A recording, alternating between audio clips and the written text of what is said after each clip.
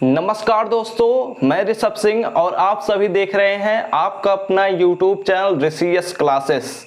और आज के इस वीडियो में हम बात करेंगे बीएससी फर्स्ट ईयर के सेकंड सेमेस्टर के अंतर्गत जो हमारा सब्जेक्ट आता है केमिस्ट्री, उसमें जो हमारा यूनिट 2 है केमिस्ट्री ऑफ प्रोटीन्स में हम पढ़ने वाले हैं पेप्टाइड्स के बारे में।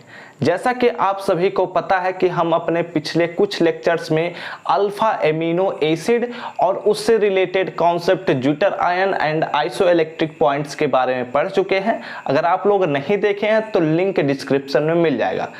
अब यहाँ पर ध्यान से सुनना, मैं बात करने वाला हूँ कि पेप्टाइड्स क्या होता है। वैसे तो आप सबको उम्मीद होगा कि हम प्रोटीन्स के बारे में इस वीडियो में पढ़ेंगे, लेकिन हम सबसे पहले समझेंगे कि पेप्टाइड्स क्या होते हैं। तो अगर आप सब इस चैनल पर पहली बार आए हैं तो जरूर नीचे दिए हुए रेड बटन पर क्लिक करके सब्सक्राइब कर लीजिएगा, साथ ही बेल आइकन को ऑल पर भी सिलेक्ट कर लीजिएगा, जिससे हमारे अगले वीडियोज के नोटिफिकेशन आपके पास सबसे पहले पहुंचे। चलिए यहाँ पर समझिए कि पेप्टाइड्स क्या होता है। देखो, हमने आप सबको बताया था कि जो हमारा अल्फा एमिनो एसिड होता है, अल्फा एमिनो एसिड, ठीक है। और एक चीज मैं बताना चाहूंगा कि जितने भी नोट्स होते हैं वो आप सबको टेलीग्राम ग्रुप में मिल जाता है। तो अगर आप लोग नहीं नोट्स यहाँ पर बनाते हैं तो वहां पर आपको नोट्स मिल जाएंगे, ठीक है। परेशान होने की जरूरत नहीं है, और अगर यहीं पर बना लेते हैं तो और अच्छी बात है। देखो, हमने आप सबको बताया था कि जो हमारे अल्फा एमिनो एसिड्स होते हैं वो जब एक दूसरे से रिएक्शन करते हैं तो बनाते हैं प्रोटीन्स, ठीक है। आप सबको हम ये बताए थे। लेकिन यहां पर जो सबसे जरूरी पॉइंट है वो मैंने बताया था कि अल्फा एमिनो एसिड है, इसीलिए हम अल्फा एमिनो एसिड को पढ़े भी थे। जो मेन जड़ है वो अल्फा एमिनो एसिड ही है, ठीक है। अब यहाँ पर एक और चीज सुनना, मैंने आप सबको ये तो बताया था कि अल्फा एमिनो एसिड जब एक दूसरे से मिलते हैं तो प्रोटीन्स बनाते हैं, लेकिन एक बात मैंने नहीं बताया था कि जब अल्फा एमिनो एसिड्स मिलते हैं तो वो एक्चुअली सबसे पहले बनाते हैं पेप्टाइड्स। क्या बनाते हैं? पेप्टाइड्स। और जब पेप्टाइड्स आपस में मिलते हैं तो वो बनाते हैं प्रोटीन्स। समझ में आई बात? यहां पर ध्यान से सुनना मेरी बात को कि पेप्टाइड्स जब मिलते हैं तो प्रोटीन बनाते हैं। लेकिन यहां पर एक और चीज सुन लो, जो अल्फा एमिनो एसिड हैं वही मिलते हैं तो पेप्टाइड्स बनते हैं, और जब पेप्टाइड्स मिलते हैं तो प्रोटीन्स बनते हैं। यानी कि अल्फा एमिनो एसिड ही जब मिलते हैं तो प्रोटीन्स बनते हैं। यह एक डायरेक्ट कॉन्सेप्ट था। लेकिन यहां पर हम प्रोटीन के बारे में तो समझने वाले नहीं है, हमें समझना है पेप्टाइड क्या होता है। तो यहां पर हम पेप्टाइड पर ही फोकस करते हैं। तो ध्यान से सुनना कि जब हमारे अल्फा एमिनो एसिड्स एक दूसरे से जुड़ते हैं, ठीक है, जब हमारे अल्फा एमिनो एसिड्स एक दूसरे से जुड़ते हैं तो वो पेप्टाइड्स का निर्माण करते हैं। ये बात हमें पता चल गया। और जो पेप्टाइड्स होते हैं अगर वो 100 से ज्यादा, ठीक है, 100 से ज्यादा अगर पेप्टाइड्स मिलते हैं तो प्रोटीन का निर्माण होता है। ये बातें बस समझ लो, ठीक है। यहां पर ये बात खत्म हो गई। अब देखो फोकस करना बच्चों, हम यहां पर बता रहे हैं कि पेप्टाइड कैसे बनता है। तो जो अल्फा एमिनो एसिड एक दूसरे से जब मिलते हैं तो वो पेप्टाइड्स का निर्माण करते हैं। लेकिन यहां पर मैं एक और चीज मैं बता देना चाहता हूं कि जब ये हमारे alpha amino acid more than 2 होते हैं, यहां पर मैं लिख देता हूं, चलो यहीं पर मैं लिख देता हूं, मोर देन 2 होते हैं, यानी कि 2 या 2 से अधिक भी हो सकते हैं। तो इस सिचुएशन में ये एक पेप्टाइड्स का निर्माण करते हैं। यानी कि जब 2 या 2 से अधिक अल्फा एमिनो एसिड्स एक दूसरे से बॉन्ड बनाते हैं तो वहां पर पेप्टाइड का निर्माण होता है। एक बात और फोकस करना, यहां पर मैंने लिखा है अल्फा एमिनो एसिड्स। यहां पर हम बीटा को नहीं यूज कर सकते, गामा को नहीं यूज कर सकते, डेल्टा को नहीं यूज कर सकते, केवल और केवल अल्फा एमिनो एसिड्स का ही उपयोग कर सकते हैं। ये बात ध्यान में रखना। अब देखो यहां पर जो हमारे अल्फा एमिनो एसिड्स हैं वो पेप्टाइड्स का निर्माण करते हैं, लेकिन कैसे?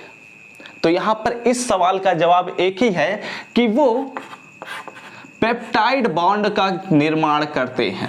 किसका निर्माण करते हैं? पेप्टाइड बॉन्ड का, जब हमारे अल्फा एमिनो एसिड्स एक दूसरे से जुड़ते हैं तो वहां पर पेप्टाइड बॉन्ड का निर्माण होता है, और वही निर्माण की वजह से जो हमें एक नया कंपाउंड मिलता है उसी को ही हम कहते हैं पेप्टाइड्स। अब एक चीज और सुन लो, यहां पर मैं थोड़ा और डिटेल चलता हूं। देखो, अगर हमारे पास दो अल्फा एमिनो एसिड्स एक दूसरे से जुड़ते हैं, ठीक है, यहां पर मैं लिख देता हूं 2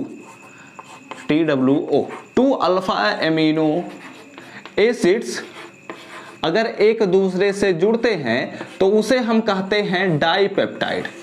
ठीक है, जैसा कि आप सबको पता भी है ये सभी चीजें कैसे लिखा जाता है कि जब दो मॉलिक्यूल एक दूसरे से जुड़े तो डाई कहे, 3 मॉलिक्यूल जुड़े तो ट्राई कहे, 4 मॉलिक्यूल मिले तो टेट्रा कहेंगे, ऐसे ही आगे बढ़ता चला जाता है। लेकिन अगर 10 से अधिक, यहां पर फोकस करना, पेप्टाइड्स और पॉलीपेप्टाइड्स में क्या अंतर होता है इसके बारे में अब हम आप सबको बताने वाले हैं। यहां पर मैं पहले सभी चीजों का कॉन्सेप्ट क्लियर कर देता हूं, उसके बाद हम आगे बढ़ेंगे। ठीक है, तो यहां पर पहले फोकस करो।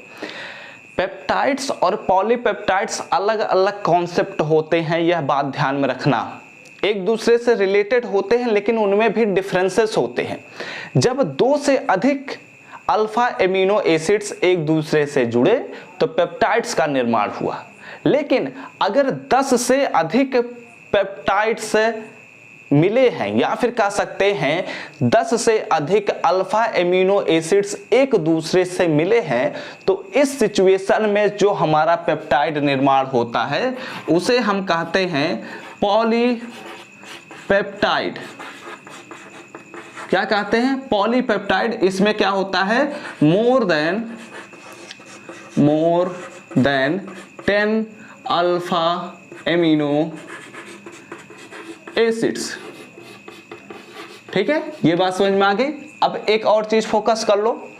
मैंने आप सबको जैसा पहले बताया कि जब 2 अल्फा एमिनो एसिड्स मिले तो डाइपेप्टाइड हुआ, 3 अल्फा एमिनो एसिड मिलेंगे तो ट्राइपेप्टाइड होगा, 4 मिलेंगे तो टेट्रा हो जाएगा। ऐसे ही जब 10 से अधिक हो जाएंगे तो पॉलीपेप्टाइड हो जाएंगे। ठीक है, इसमें भी आप कैटेगराइज कर सकते हैं लेकिन उसकी जरूरत नहीं है, आप केवल एक समूह का नाम लिखेंगे जिसे हम कहते हैं पॉलीपेप्टाइड। बात क्लियर हो गई। अब यहां पर एक और सवाल उठ जाता है, आप सबके मन में हो सकता है आ जाएगा, क्योंकि अभी कुछ चीजें नई चीजें मिलती हैं आप सभी को, तो थोड़ा एडजस्ट करने में समय लगता है। नई चीजें हर बार इंसान को परेशान करती हैं लेकिन उन्हें आदत बनानी चाहिए। तो यहां पर फोकस करना, मैं थोड़ा और सिंप्लीफाई कर देता हूं। जैसा कि आप सबको मैंने एक चार्ट दिया था टेलीग्राम ग्रुप में, मैंने आप सबको जब essential and non essentials amino acid के बारे में मैं आप सबको पढ़ा रहा था, तो वहां पर मैंने 20 अल्फा एमिनो एसिड के बारे में बताया था। चार्ट टेलीग्राम ग्रुप में मैंने दिया था। तो वहां पर जो 20 अल्फा एमिनो एसिड्स हैं, अगर आप लोग नहीं जानते हैं तो देख लीजिएगा। ठीक है, वैसे यहां पर भी कुछ चीजों को मैं बताता ही चलूंगा। वही अल्फा एमिनो एसिड्स एक दूसरे से जुड़ते हैं, और कैसे जुड़ते हैं? पेप्टाइड बॉन्ड की सहायता से या पेप्टाइड लिंकेज की सहायता से एक दूसरे से जुड़ते हैं और वो पेप्टाइड का निर्माण करते हैं। फॉर एग्जाम्पल, मान लीजिए कि 2 अल्फा एमिनो एसिड्स एक दूसरे से मिले। जैसे मान लेते हैं कि हमारे पास G और A, यानी कि यहां पर चलो बॉन्ड ही दिखा देता हूं मैं, G एंड A, यानी कि यहां पर हमारे पास ग्लाइसिन और एलानिन एक दूसरे से बॉन्ड बनाए तो उस बॉन्ड को हम कहेंगे पेप्टाइड बॉन्ड। ठीक है, और इस प्रकार के कंपाउंड को हम कहेंगे पेप्टाइड्स या फिर हम डाइपेप्टाइड्स। अगर उसे और थोड़ा नॉर्मल शब्दों में कहें तो उसे हम डाइपेप्टाइड कह सकते हैं, क्योंकि 2 मॉलिक्यूल एक दूसरे से जुड़े हैं। लेकिन यहां पर देखो, जो ग्लाइसिन है, फोकस करना मेरी बातों पर, इसे हम कहेंगे पेप्टाइड। ठीक, इतनी बातें समझ में आई। और इसे अगर और थोड़ा सिंप्लीफाई करना चाहो, शब्दों को और थोड़ा और ज्यादा डिटेल बताना चाहो तो इसे हम डाइपेप्टाइड कह सकते हैं। लेकिन यहां पर हमारे पास सवाल यह है कि जो पेप्टाइड का निर्माण होता है, ये तो सब कुछ समझ में आ गई बात है कि कैसे होता है थ्योरेटिकली, लेकिन इसे अगर हम प्रैक्टिकली या फिर रिएक्शन के साथ समझाना चाहें तो चलो अब इसे मैं थोड़ा इरेज कर देता हूं, उसके बाद मैं आप सबको इसे रिएक्शन के साथ समझाता हूं और उसके बाद नोट्स आप सबको मैं प्रोवाइड ही कर दूंगा, यहीं पर बता दूंगा और टेलीग्राम ग्रुप में तो मिल ही जाएगा, परेशान होने की जरूरत नहीं है। तो चलो यहाँ पर हम थोड़ा एक रिएक्शन के तौर पर समझ लेते हैं कि पेप्टाइड्स का निर्माण कैसे होता है, क्योंकि अगर हम समझेंगे नहीं तो आगे बढ़ नहीं सकते, तो समझना बहुत जरूरी है। तो चलिए इसके बारे में भी हम लोग समझ लेते हैं। तो अब चलिए यहाँ पर हम रिएक्शन स्टार्ट करते हैं। देखो मैंने आप सबको एक एग्जांपल के तौर पर ग्लाइसिन और एलानिन का बताया, जिसे हम डाइपेप्टाइड कहते हैं, तो उसी के सहायता से ही हम समझ लेते हैं कि पेप्टाइड्स का निर्माण कैसे होता है। देखो यहाँ पर समझो, पहले फोकस करना। जो हमारे पास ग्लाइसिन होता है, जैसा कि मैंने आप सबको बताया है, अल्फा एमिनो एसिड का जो मॉलिक्यूलर फार्मूला होता है वह होता है हमारे पास C, single bond C, double bond O, single bond O, single bond H, और यहाँ पर हमारे पास होता है एक H एंड यहाँ पर एक होता है NH2 एंड यहाँ पर हमारे पास एक ग्रुप होता है R। ठीक है, तो ये हमारे पास अल्फा एमिनो एसिड है। लेकिन हम ग्लाइसिन पर जब बात करते हैं तो इसी R की जगह पर आ जाता है हमारे पास एक हाइड्रोजन। ठीक है, मैंने आप सबको पहले भी बताया है। अब देखो यहाँ पर हमारे पास एक नया अल्फा एमिनो एसिड हम ड्रा करते हैं, C, single bond C, double bond O, single bond O, single bond H, और यहाँ पर हमारे पास H रहेगा और यहाँ पर हमारे पास रहेगा NH2। चलो ये हमारे पास ऐसे ही लिखते हैं, और यहाँ पर हम R, ये भी हमारे पास एक अल्फा एमिनो एसिड है। लेकिन हम यहाँ पर एलानिन के बारे में जब बात करेंगे, जब यहाँ पर हम एलानिन के बारे में बात करेंगे तो जो हमारे पास यह एल्किल ग्रुप है R, उसमें यह R हट जाता है और यहाँ पर CH3 जुड़ जाता है। ठीक है, जैसा कि मैंने आप सबको चार्ट में भी बताया था और दिया था। तो ये हमारे पास है एक ग्लाइसिन। नाम लिखना चाहें तो लिख सकते हैं, चलो लिख ही लेते हैं, मैं वैसे आप सबको बस समझाने की कोशिश कर रहा हूँ इसलिए। और ये हमारे पास है एक एलानिन। ठीक है, अब फोकस करना, यहीं पर लास्ट पॉइंट आता है। देखो यहाँ पर हम एक्चुअली क्या करने वाले हैं, फोकस करना, जिससे और भी आसानी से मैं आप सबको समझा सकूं। यहाँ पर हम एक वाटर मॉलिक्यूल को बाहर निकालना चाहते हैं। ठीक है, और जब वाटर मॉलिक्यूल बाहर निकलेगा और दो अल्फा एमिनो एसिड्स एक दूसरे से जुड़ेंगे तो वो बनाएंगे एक पेप्टाइड। क्या बनाएंगे? एक पेप्टाइड। और जिस बॉन्ड के सहायता से जुड़ेंगे उसे हम कहेंगे पेप्टाइड बॉन्ड या पेप्टाइड लिंकेज। ठीक है, तो यहां पर अब कैसे होता है, वाटर मॉलिक्यूल कैसे निकलता है, पेप्टाइड का कैसे निर्माण होता है, इसके बारे में फोकस करना। यहां पर एक चीज मैं कर देता हूं, थोड़ा और सिंप्लीफाई कर देता हूं जिससे और भी आसानी से आप लोगों को समझ में आ जाए। यहां N से एक हाइड्रोजन मैं इधर जोड़ देता हूं। ठीक है, अब ये जो हमारे पास OH इधर का है और ये जो H इधर का है, ये एक दूसरे से जुड़कर एक वाटर मॉलिक्यूल बाहर निकाल देते हैं। फोकस करना बहुत ही आसान सा कॉन्सेप्ट है, एक वाटर मॉलिक्यूल बाहर निकल गया। लेकिन एक बात मैं बताना चाहूंगा, कॉन्सेप्ट आसान है, समझाने वाला और समझने वाले में डिफरेंस होता है।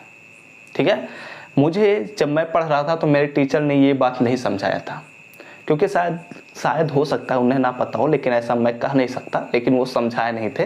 लेकिन मैं आप सबको समझा रहा हूं तो फोकस करना, अदरवाइज कोई फायदा नहीं है पढ़ने का। ठीक है, यहाँ पर फोकस करो कि कैसे पेप्टाइड का निर्माण होता है, पेप्टाइड बॉन्ड कैसे बनता है, इन चीजों पर फोकस करो। चीजें आपको कॉपी में, किताबों में बहुत चीजें लिखी हुई मिलेंगी, लेकिन समझने में बहुत ही बड़ा अंतर होता है। तो फोकस करना।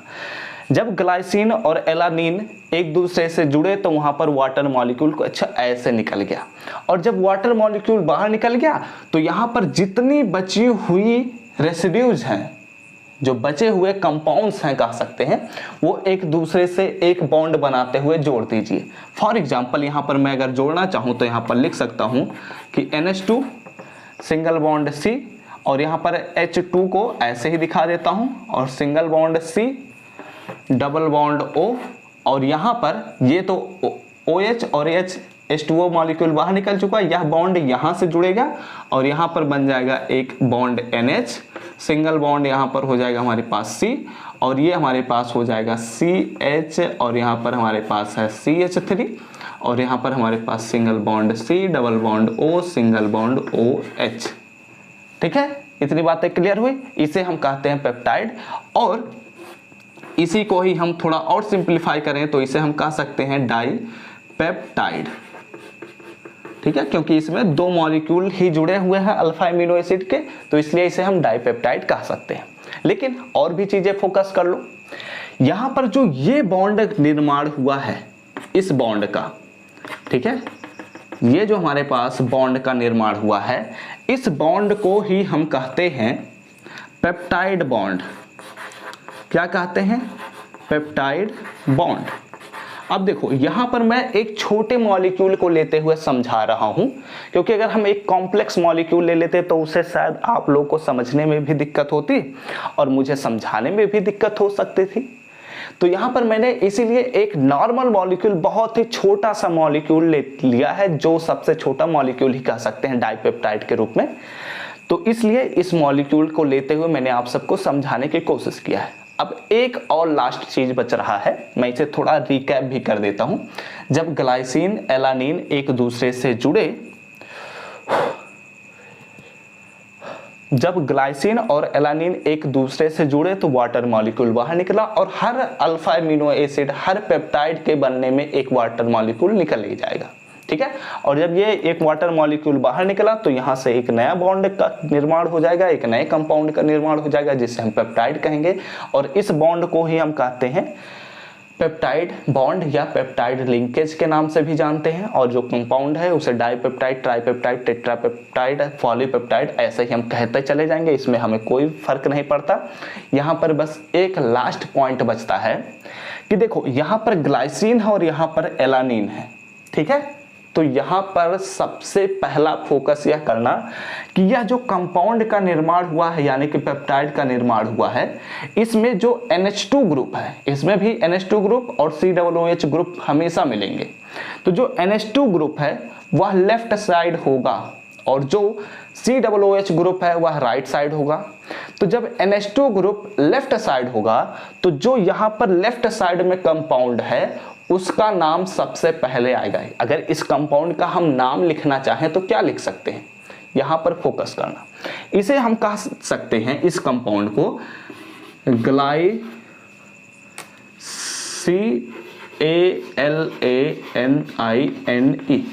ग्लाइस एलिनीन, ग्लाइस एलिनीन। इसे हम ग्लाइसिन नहीं कहेंगे, ग्लाइसिन और एलानीन नहीं कहेंगे, बल्कि इसे हम कहेंगे ग्लाइस एलानीन।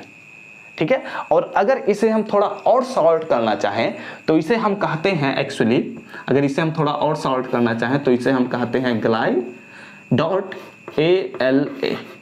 ये एक्चुअली आप सबको कॉपी में भी देखने को मिलेगा, बुक में भी देखने को मिलेगा कि जब हम किसी भी पेप्टाइड का निर्माण करते हैं तो वो कुछ ऐसे शॉर्ट फॉर्म में लिखे हुए दिखते हैं, GLY.ALA।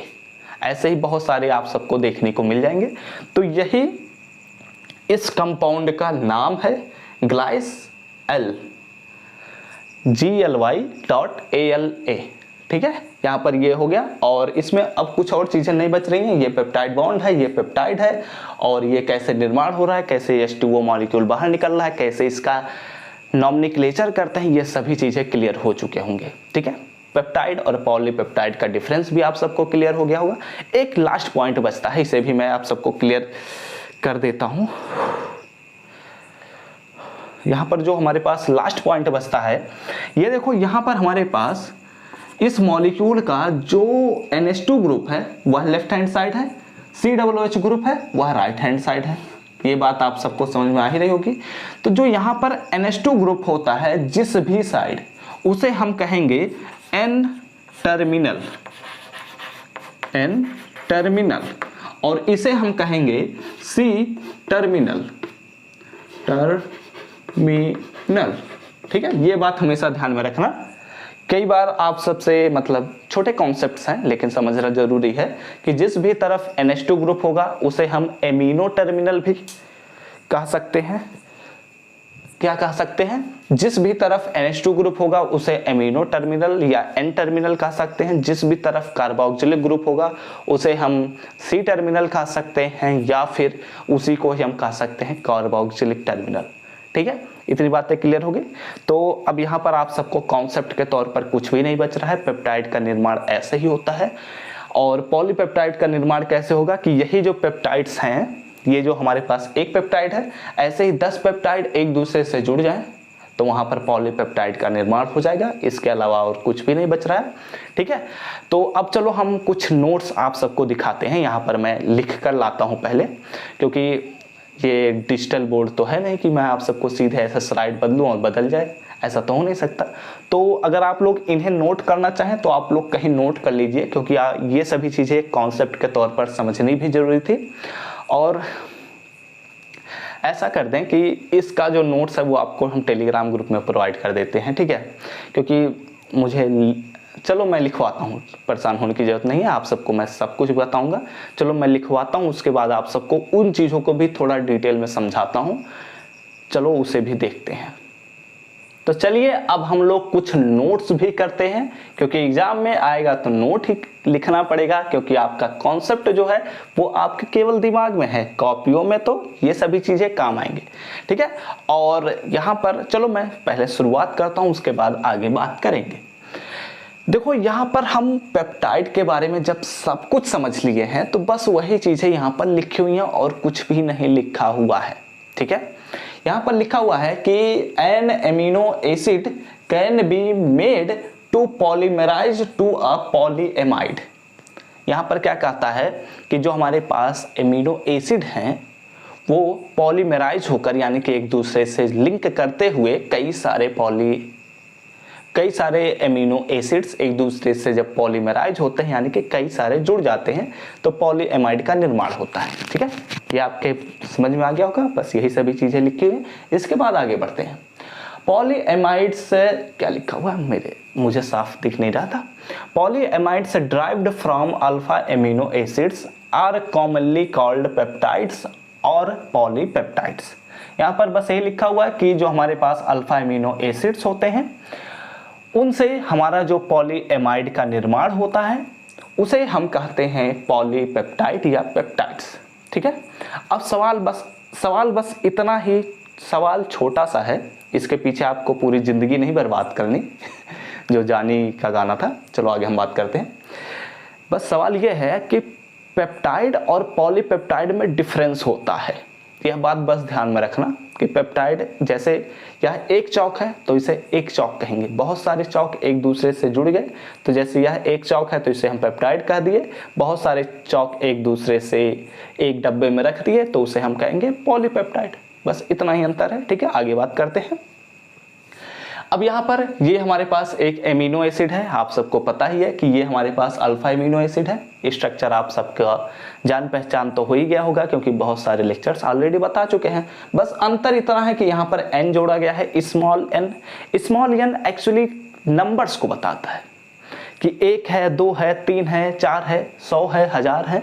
तो n जब हम जोड़ देते हैं तो मतलब कि वो n मॉलिक्यूल्स हैं, इसे हम काउंट नहीं कर सकते, ऐसा भी कह सकते हैं। ठीक है, मतलब इतने मॉलिक्यूल्स इसमें जोड़ दिए गए हैं। तो यहाँ पर जब ये n molecules alpha amino acids एक दूसरे से जुड़ते हैं, यहाँ पर गिब्स आउट यानी कि रिएक्शन का साइन है, तो यहाँ पर एक हमारे पास पॉलीपेप्टाइड का निर्माण होता है। अब देखो यहाँ पर समझना कि पॉलीपेप्टाइड का जब निर्माण होता है तो फोकस करो, यहाँ पर n मॉलिक्यूल्स है, यहाँ पर मैंने n-2 लिखा हुआ है। फोकस, यहाँ पर देखो NH2 ग्रुप फिक्स, CH जैसा मैंने आप सबको समझाया था वही चीजें बस लिखी हुई हैं, बस ये वहां पर हमने 2 मॉलिक्यूल को लेते हुए समझाया था, यहाँ पर n मॉलिक्यूल है तो बिगर नंबर्स आ गए तो हम उसे शॉर्टर लिखने के लिए थोड़ा ट्रिक का उपयोग करते हैं जो हमारे कॉन्सेप्ट भरे क्वेश्चंस होते हैं। ठीक है, वैसे आप सबको अगर एग्जाम के पॉइंट ऑफ व्यू से बस देखना है तो आप रट कर लीजिए, ये रिएक्शन बस यहाँ पर n है, यहाँ पर n-2 रहेगा, बस और कुछ भी अंतर नहीं रहेगा। फोकस, यहाँ पर देखो समझा देता हूं मैं एक बार। यहाँ पर NH2 है, यहाँ पर भी NH2 है, यहाँ पर CH है, यहाँ पर भी CH है, single bond R, single bond C double bond O। अब आप सबको पता है कि जब ये अल्फा एमिनो एसिड्स जब हमारे पास n टाइम्स हैं तो ये जब एक दूसरे से जुड़ते हैं तो वाटर मॉलिक्यूल भी n टाइम्स ही निकलेगा। क्लियर? अब देखो तो यहाँ पर OH और अगले का H, अगले का OH, अगले का H ऐसे निकलता चला जाएगा। तो जब OH निकल गया तो C डबल बॉन्ड O केवल बचा। तो ये हमारे पास एक हो गया। इतनी बातें क्लियर हुई? ये हमारे पास एक हो गया। और सेम आप लोग देख सकते हैं यही चीजें आपको यहां पर भी देखने को मिल रही हैं। तो यानी कि 2 हो गए। तो जब n मॉलिक्यूल थे 2 निकल चुके हैं तो कितने बचेंगे? n-2 ही बचेंगे। तो वही n-2 अंदर लिख दिया गया है। ठीक है, अब यहां पर थोड़ा और मैं डिटेल समझा देता हूं। यहां पर मैं चलो समझा ही देता हूं। देखो यहां पर हमारे पास लिखा है NH2 single bond CH single bond C double bond OH and यहाँ पर हमारे पास लिखा हुआ है R और कुछ नहीं ना। यहाँ पर हमारे पास अगला आएगा NH2 single bond C single bond H single bond R single bond C double OH। अगला ऐसे आएगा, यहाँ पर आएगा NH2 single bond C H single bond R और single bond C double OH। ठीक है, ये हमारे पास आएगा। मान लेते हैं हम 3 मॉलिक्यूल ले लिए। तो यहाँ से मैं इसे ऐसे कर देता हूँ NH और यहाँ पर भी लिख देता हूँ H और यहाँ पर बॉन्ड। तो ये HOH यहाँ से निकल जाएगा। यहाँ से भी ऐसे ही यहाँ पर हम लिख देते हैं NH और सिंगल बॉन्ड H। तो यहाँ से भी वाटर मॉलिक्यूल बाहर निकल जाएगा और ये सभी एक दूसरे से जुड़ते जाएंगे। तो यहाँ पर आप लोग देख सकते हैं कि ये हमारे पास जब बॉन्ड बनेगा तो कुछ ऐसा बन जाएगा। तो यहाँ पर आप लोग देख सकते हैं सेम ऐसे ही बॉन्ड बनता हुआ दिख रहा है आप सबको। ठीक है, ये वाला बॉन्ड आप लोग देख सकते हैं। ऐसे ही अगला बॉन्ड भी क्रिएट होगा, ऐसे ही अगला बॉन्ड क्रिएट होगा, ऐसे ही n बॉन्ड क्रिएट होंगे और जिसे हम एक ब्रैकेट में डिनोट कर रहे हैं उसे n-2 बॉन्ड्स, यानी कि n-2 मॉलिक्यूल्स वहां पर जुड़े हैं और बचे हुए जो 2 मॉलिक्यूल्स हैं वो आप सबको बाहर के तौर पर दिख रहे हैं। कुछ था नहीं लेकिन इतना समय हो गया, चलो कोई बात नहीं, आगे हम बढ़ते हैं। तो ये हो गया हमारे पास अल्फा एमिनो एसिड। इसे हम कहते हैं पॉलीपेप्टाइड क्योंकि इसमें 10 से अधिक हमारे पास अल्फा एमिनो एसिड्स एक दूसरे से बॉन्ड बनाए हैं या पेप्टाइड का निर्माण किए हैं। आगे बात करते हैं। अगला पॉइंट वही लिख रहा है कि the amide linkage in this type of polymer is called as peptide bond और पेप्टाइड लिंकेज। बस वही जो चीज़ें मैंने आप सबको समझाया है कि पॉलीपेप्टाइड में जब भी निर्माण होता है पेप्टाइड का तो वहाँ पर एक पेप्टाइड बॉन्ड या पेप्टाइड लिंकेज होता है, जो मैं आप सबको ऑलरेडी समझा चुका हूँ। तो वही चीज़ें यहाँ पर लिखी हुई हैं। तो अगर आप सबको नोट करना है तो आप को केवल इतना ही नोट करना होगा पॉलीपेप्टाइड में।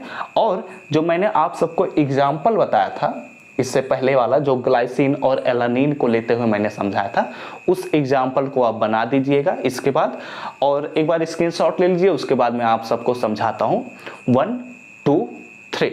Now point focus. यहाँ पर देखो, जब ये चीज़ें हम समझ जाते हैं तो एक छोटा सा मिस्टेक हो गया, उसे मैं सुधार कर देता हूँ। देखो जो हमारे पास ग्लाइसिन है, ग्लाइसिन और हमने एलानिन को जोड़ा था, ठीक है। तो यहाँ पर इसका जो नाम है वो हम लिखेंगे GLY.ALA, ठीक है, ये हम नाम लिखेंगे। लेकिन अगर इसे हम थोड़ा और डिटेल नाम लिखना चाहते हैं तो इसे हम लिखेंगे, फोकस करना, ये जो INE है, ठीक है, यहाँ पर जो INE है वो गायब हो जाता है। क्या होता है? गायब हो जाता है। तो यानी कि बचा क्या? GLY, ठीक है। अब यहाँ पर एक और चीज फोकस करना कि यहाँ पर एक GLY और C इतना बचा और INE गायब। तो यहाँ पर YL अलग से हम जोड़ेंगे और उसके बाद जो हमारे पास अगला अल्फा एमिनो एसिड है उसका नाम लिख देंगे। इस प्रकार हमारे पास ये जो नाम बना, ये हमारे पास इस कंपाउंड का नाम बनेगा जिसे हम शॉर्टली GLY.ALA लिखेंगे और इसे हम पढ़ेंगे ग्लाइसियल एलानिन, ठीक है। क्या पढ़ेंगे? ग्लाइसियल एलानिन। ऐसे ही किसी भी, जब भी कोई भी 2 मॉलिक्यूल 3 मॉलिक्यूल जितने भी मॉलिक्यूल अल्फा एमिनो एसिड के जुड़ेंगे तो वहां पर हमें एक नए नाम की जरूरत पड़ेगी जिसमें केवल और केवल क्या करना है? कोई भी हमारे पास अल्फा अमीनो एसिड है उसमें लास्ट में INE है, तो उस INE को हटाना रहेगा और YL को जोड़ना रहेगा, उसके बाद अगला मॉलिक्यूल। उसके बाद अगर कोई और मॉलिक्यूल है ट्राइपेप्टाइड है तो उसमें इस INE को इसमें से भी हटा देंगे और इसमें भी YL को जोड़ेंगे और उसके बाद अगला मॉलिक्यूल का नाम लिखेंगे। बस इतना ही था, ठीक है। और जो C टर्मिनल और N टर्मिनल तो आप सबको समझा ही चुके हैं और कुछ भी बच नहीं रहा है फिलहाल तो। और हाँ, क्लियर है सब कुछ, हम लोग समझ चुके हैं पेप्टाइड में। मुझे नहीं लगता कि अब पेप्टाइड में आपको कहीं भी कन्फ्यूजन होने वाला है। अगर कहीं भी कन्फ्यूजन होगा कमेंट करके पूछ लीजिएगा। टेलीग्राम पर भी मैसेज कर सकते हैं, इंस्टाग्राम पर भी मैसेज कर सकते हैं, आपके डाउट क्लियर करेंगे। वैसे भी पेप्टाइड का कॉन्सेप्ट बहुत ही आसान सा है, बस समझने की देरी होती है, ठीक है। तो आई होप आप सबको यह वीडियो पसंद आया हो और कॉन्सेप्ट भी आपको समझ में आया हो। इस कॉन्सेप्ट को समझने के लिए आपको शक्तिमान बनने की तो ज़रूरत है नहीं, ऐसा तो है नहीं कि आपको आयरन मैन का जारवेस चाहिए, ठीक है। तो उसे हम छोड़ते हैं, बात खत्म करते हैं इस वीडियो को, और अगले वीडियो में हम कुछ और नए टॉपिक को लेकर आएंगे जिसमें और भी आपको आगे के टॉपिक्स मिलेंगे। तो आई होप आप सबको यह वीडियो पसंद आया हो, तो अगर पसंद आया हो तो ज़रूर लाइक करिएगा, साथ ही साथ कमेंट करके बताइएगा कि क्या आप सबको मेरी यह मेहनत आप सबके लिए सफलता का कारण बना है या नहीं बना है। और अगर ऐसे ढेर सारे वीडियोज़ के नोटिफिकेशन पाने हो तो ज़रूर नीचे दिए हुए रेड बटन पर क्लिक करके सब्सक्राइब कर लीजिएगा, साथ ही बेल आइकन को ऑल पर भी सिलेक्ट कर लीजिएगा, जिससे हमारे अगले वीडियोज़ के नोटिफिकेशन आपके पास सबसे पहले पहुँचे। तो हम सब मिलते हैं अपने नेक्स्ट वीडियो में, तब तक पढ़ते रहो, संघर्ष करते रहो और सफल होते रहो।